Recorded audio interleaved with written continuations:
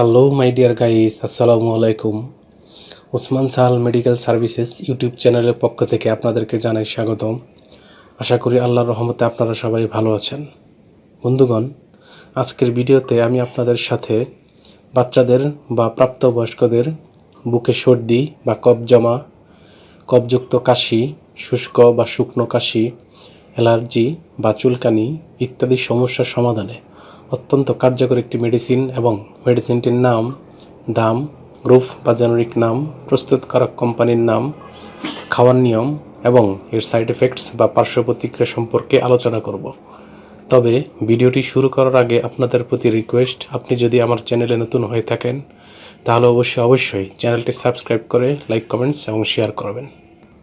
বন্ধুগণ, বাচ্চাদের বা প্রাপ্তবয়স্কদের সর্দি বা বুকে কফ জমে থাকা, কফযুক্ত কাশি, শুষ্ক কাশি বা শুকনো কাশি, অ্যালার্জি, চুলকানি ইত্যাদি সমস্যার সমাধানে বিশেষজ্ঞ ডাক্তারগণ যে ঔষধ বা মেডিসিনটির কথা বলে থাকেন তার নাম হলো অ্যাম্বোটেন সিরাপ বা অ্যাম্বোটেন পেডিয়াট্রিক ড্রপস। এটির গ্রুপ বা জেনারিক নাম হলো অ্যামব্রক্সল হাইড্রোক্লোরাইড। এটির উৎপাদনকারী প্রতিষ্ঠানের নাম হচ্ছে এসকে ফার্মাসিউটিক্যালস লিমিটেড। অ্যাম্বোটেন সিরাপ এর দাম 50 টাকা এবং অ্যাম্বোটেন পেডিয়াট্রিক ড্রপস বা শিশুদের ড্রপের দাম 35 টাকা।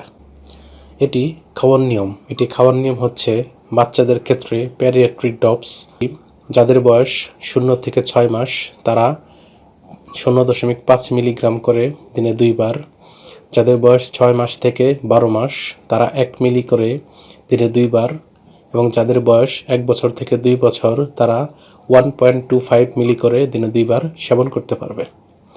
অন্যদিকে যাদের বয়স 2 থেকে 5 বছর তারা সিরাপ সেবন করবে এবং 2.5 ml করে বা হাফ চা চামচ করে দিনে 2 থেকে 3 বার।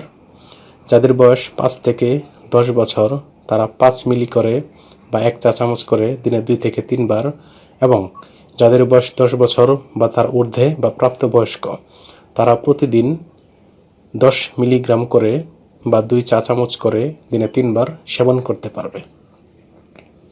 এই সিরাপটি বা ড্রপসটি সেবনের পর সামান্য কিছু সাইড এফেক্টস বা পার্শ্ব প্রতিক্রিয়া দেখা দিতে পারে, যেমন পাকস্থলীর প্রদাহ ও ভার ভাব দেখা দিতে পারে এবং কদাচিৎ অ্যালার্জি, চুলকানি বা ইডেমা দেখা দিতে পারে। গর্ভাবস্থা এবং স্তন্যদানকালীন সময়ে যদিও এটি নিরাপদ, তারপরও এটি সেবনের পূর্বে অবশ্যই রেজিস্টার্ড চিকিৎসকের পরামর্শ অনুযায়ী সেবন করতে হবে। ওষুধটি আলো থেকে দূরে 30 ডিগ্রি সেন্টিগ্রেড তাপমাত্রার নিচে এবং শিশুদের হাতের নাগালের বাইরে রাখতে হবে। ধন্যবাদ।